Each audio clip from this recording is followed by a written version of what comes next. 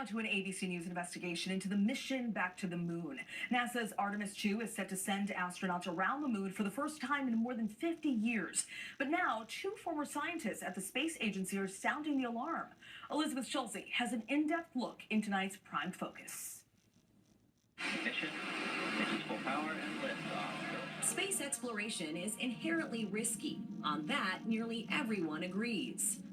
But for the upcoming Artemis 2 mission, the first people to travel to the moon since Apollo 17 in 1972, Never put a flag up in the moon before. there's disagreement about whether the risk is worth taking. In your view right now, is it safe for astronauts, humans, to go on this mission on Artemis 2? I would say no. The Artemis 2 mission could launch as soon as next month. The real stars of the show here, the Artemis 2 crew. With 4 crew members, 3 Americans and a Canadian, set to complete the 10-day journey in the Orion spacecraft, more than 600,000 miles to the moon and back. But 2 veteran NASA scientists now tell ABC News they believe there are serious safety risks with the spacecraft. I hope the mission is successful, but if there's another disaster like Challenger or Columbia, that's going to set us back years. Daniel Rasky retired in December after working as an engineer specializing in thermal heat systems at NASA for more than 30 years. Charlie Camarda is a former director of engineering at NASA with decades of research experience and a retired astronaut who flew on the space shuttle. Is this what you both expected to be doing, speaking out about in retirement? No. Their key concern centers on the Orion spacecraft's heat shield, a system designed to protect astronauts from the extreme heat when they re-enter the atmosphere.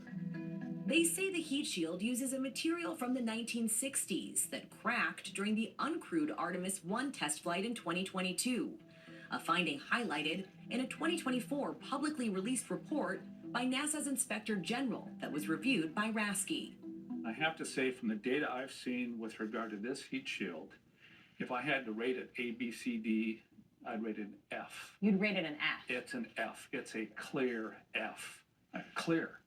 And there's no way you put crew on an F heat shield. You are just tempting fate. Why does it matter if there are cracks in a heat shield? Pieces of heat shield coming off mean that you're close to complete failure. You're at the edge of a cliff on a foggy day, and you don't know which way to move. You might go off the cliffs. In fact, actually, one argument NASA made after Artemis 1 was the vehicle survived. Okay, you didn't quite go off the cliff this time, but you're close. You're both worried they could go off the cliff this time. Absolutely, yeah.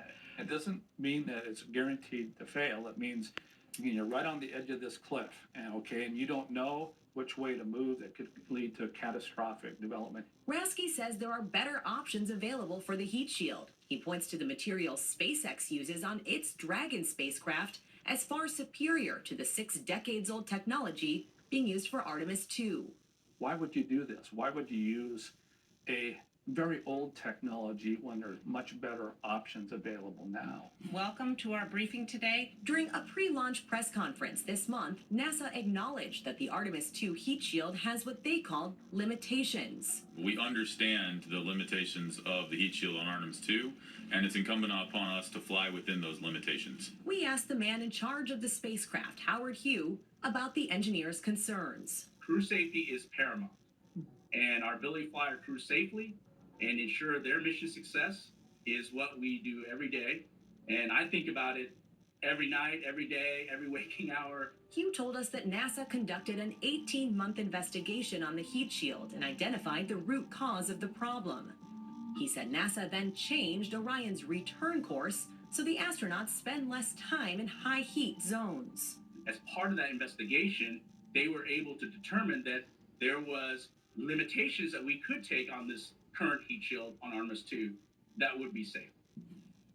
In a statement to ABC News, NASA Administrator Jared Isaacman added, "After a thorough, independent, and data-driven review, I have full confidence in Orion's heat shield and in the team behind it. NASA engineers and safety experts followed the evidence, challenged every assumption, and applied disciplined engineering judgment to understand the anomaly and mitigate remaining risk." Camarda says he raised his concerns about the risks of the revised re-entry plan, including the heat shield, directly with the NASA administrator earlier this month at a meeting. What was your reaction to that meeting? Shock, a little bit of rage, because it wasn't just the same behaviors. These were the same people that were making the same bad predictions during Columbia and after Columbia. Former astronaut and engineer Danny Olivas was also in that meeting. What I will say is that I came in as a skeptic, and that's kind of my very nature is like, you got to prove it to me. But after the meeting, he posted on social media, NASA had a very difficult problem to solve, but I'm pleased to share that the team did an outstanding job of working the problem. We asked Olivas, who's a NASA Advisory Council member and volunteered to be an independent technical reviewer for the heat shield, what changed his mind about its safety. After reviewing the data, I became convinced that the team had done their due diligence, and while it's not without risk, they have done a lot to mitigate that risk. As a skeptic, you're convinced enough for this mission to move forward. I am confident in the heat shield today. If you asked me, at the beginning of this program, would I fly on Orion? I would have said no for the reasons that I was skeptical. But as I say here today, the answer is yes. And my input to the crew is have a good flight. Would you have these same concerns regardless of what the administration was? Is this a Democratic or a Republican issue? No. NASA's been degrading for over 40 years. It's not political. This is a bipartisan mess up.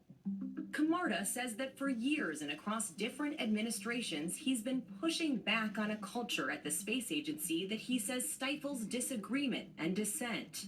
Right now, we have a psychologically unsafe culture at NASA where people are afraid to speak up. When I recognized and I told people that, hey, there's a problem with this analysis. It can't predict failure. It's not physics-based. No one said a word. There was silence. Hugh, who spent more than 3 decades at NASA, disagrees. This is one thing I love about NASA. We speak the truth. When I say we speak truth, it's backed by data. And when people speak up, we bring forward our concerns. They're listened to. That is what people expect. That is the culture we live in. The engineers told us they don't want to see a tragedy like we saw with Columbia or Challenger. Can NASA confidently say it's done everything in its power at this point, given those risks, to avoid a tragedy like that? We confidently would say that. I think to a person that was part of the investigation, the technical team, I would say, would definitely say that. For Rasky and Camarda, they say their goal is not to stop the Artemis II mission altogether, but to do it without putting a crew at risk. They suggest sending robots in place of human astronauts. Why risk crew on this mission? You could fly robotic crew and get all the information that they need. They have made a significant amount of progress. Olivas told us that humans are essential because they provide unique interactions you can't get from robots.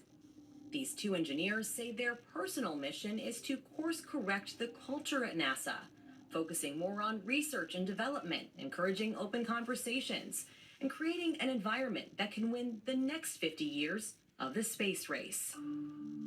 They absolutely don't need to listen to us. They don't have to listen to us. But the path that we are currently on with the Artemis program is not a good path. We should never have come to this point. If you were not ready, you would not go. If we're not ready, there is no way. I will be the first person to stand up and say we are not ready to go. And I won't be the only one. I lost 3 classmates, 7 friends on Columbia. And so, I get very emotional. I understand we take risks, but we don't have to take unnecessary risks. And I'm praying for the crew because I don't want to see that happen. Our thanks to Elizabeth Schulze for that report.